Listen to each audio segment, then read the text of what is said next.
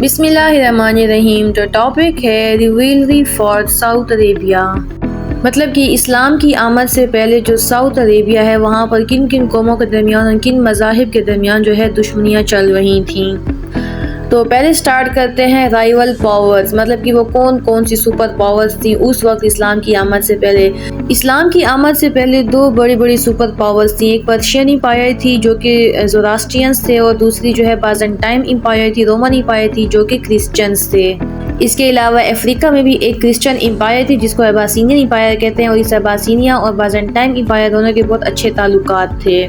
اور جیسے میں آپ کو اپنی پچھلی ویڈیو میں بتا چکی ہوں کہ اسی اباسینین اور بیزنٹائن امپائر نے مل کے جو ہے ہیمرائٹ کنگڈم کو ساؤتھ عربیہ سے جو ہے ختم کروایا اور ان کو ڈکلائن کی طرف لے گئے۔ تو جیسا کہ میں نے آپ کو بتایا تھا کہ عربین پیننسولا پر اگر کوئی حکمرانی کرنا چاہتا تھا تو وہ سب سے پہلے ساؤتھ عربیہ کو اپنے قبضے میں لیتا تھا، کیونکہ جو نارتھ عربیہ تھا وہ آلموسٹ ریگستانی تھا، وہاں پر پانی بھی نہیں تھی، لیکن جو ساؤتھ عربیہ تھا وہاں پر زرخیز زمین تھی، وہاں پر ایگریکلچر بھی ہوتا تھا، وہاں پر پانی بھی موجود تھا۔ تو اس وجہ سے وہاں پر ٹریڈز بھی ہوا کرتی تھی، بہت سارا میجر ہب بھی ہوا کرتے تھے ٹریڈنگ کے لیے ساؤتھ عربیہ میں، جیسے کہ کنگڈم آف مین میں بتایا، کنگڈم آف ہیمرائٹس میں بتایا، کنگڈم آف سبا میں نے آپ کو بتایا۔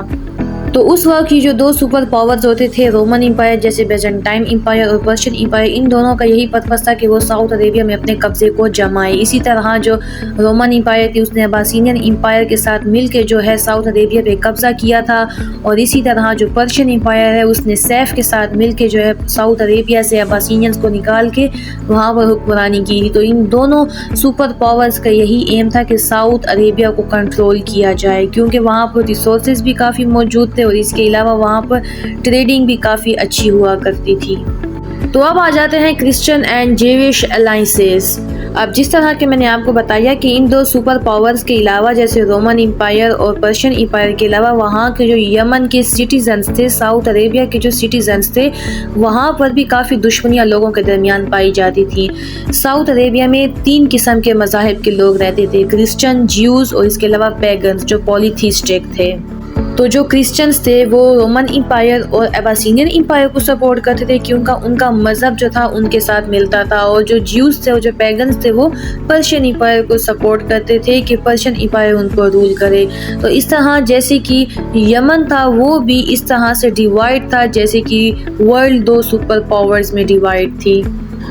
گیٹ وے ٹو پیننسولا، جیسے کہ میں نے آپ کو بتایا ہے کہ جو عربین پیننسولا کا نارتھ ہے وہاں پر کافی ریگستانی علاقے ہیں، کافی ڈیزرٹ ہے، کوئی پانی وغیرہ بھی نہیں ہے، کوئی سبزہ بھی نہیں ہے، اور جو ساؤتھ عربیہ ہے یہ کافی زرخیز زمین ہے، یہاں پر پانی بھی موجود ہے اور یہاں پر ٹریڈ ہب بھی موجود ہے۔ تو اسی لیے یہ ایک گیٹ وے تھا، جو بھی عربین پیننسولا پر حکمرانی کرنا چاہتا تھا تو اس کو سب سے پہلے ساؤتھ عربیہ پر قبضہ جمانا ہوتا تھا۔ تو اسی لیے چاہے رومن امپائر تھی یا پرشین امپائر تھی، ان کا مقصد تھا کہ سب سے پہلے ساؤتھ عربیہ پر اپنا انفلوئنس ڈالا جائے، اس کے بعد خود بخود آٹومیٹیکلی سارا عربین پیننسولا جو ہے وہ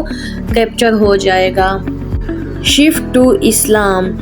مطلب کہ جیسے ہی اسلام آیا تو جتنی بھی پاورز تھیں اور جتنی بھی امپورٹنس تھی جو ساؤتھ عربیہ کی وہ شفٹ ہو گئی نارتھ عربیہ کی طرف۔ مطلب کہ دنیا بھر سے جو لوگ تھے وہ طواف کے لیے آیا کرتے تھے، وہ عمرے کے لیے آیا کرتے تھے، جس کی وجہ سے جو حجاز ہے اس کی اکانومی بھی بوسٹ کرنے لگ گئی، جہاں پر آج کل مکہ اور مدینہ لوکیٹڈ ہیں، اور اسی طرح جو نارتھ عربیہ ہے وہ زیادہ پاورفل ہوتا چلا گیا as compare to South Arabia. اور پھر جب زمزم کا کنواں آیا تو زمزم کے کنویں کے آس پاس بھی لوگ آباد رہتے تھے، اور جب زمزم کا جو پانی تھا وہ دور علاقوں تک گیا تب زیادہ جو پاور تھی وہ نارتھ عربیہ کے پاس شفٹ ہو گئی تھی، اور اسپیشلی جو